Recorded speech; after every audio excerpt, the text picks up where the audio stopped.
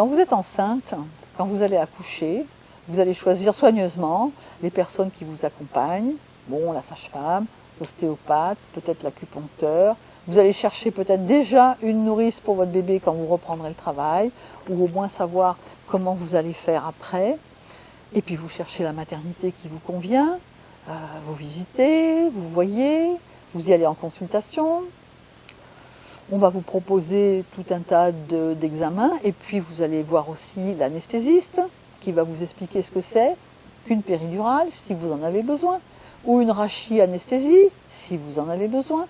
Alors tout de suite, la péridurale, ça enlève la douleur. La rachianesthésie, ça enlève la sensation. Ça sert que pour les césariennes. En maternité, hein. Voilà, ça c'est pour faire la différence. Ensuite, le projet de naissance, vous allez le faire aussi avec précision. Qu'est-ce que vous voulez et qu'est-ce que vous ne voulez pas? Et puis, vous ne vous pointez pas à la maternité avec votre petit papier. Vous en parlez à la sage-femme avant pour qu'elle trie avec vous les choses sensées et les choses acquises d'office, par exemple. Maintenant, quand un bébé naît, on le pose sur la poitrine de sa mère. C'est là où il sera le mieux. On le couvre pour pas qu'il ait froid. On le sèche. Voilà. Là aussi, vous pouvez demander à ce que les mains étrangères soient les plus loin possible. Le papa peut faire ça très bien. Vous pouvez aussi demander par rapport aux médicaments qui vont vous être injectés d'office, systématiquement ou pas. Discutez de tout ça avec la sage-femme avant.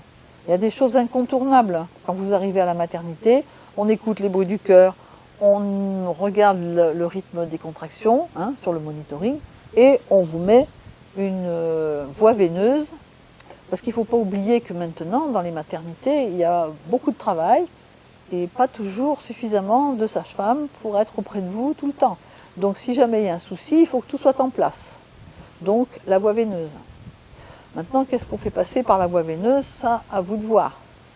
Il y a les glucosés pour vous donner la pêche, les sérums physio pour maintenir une certaine pression.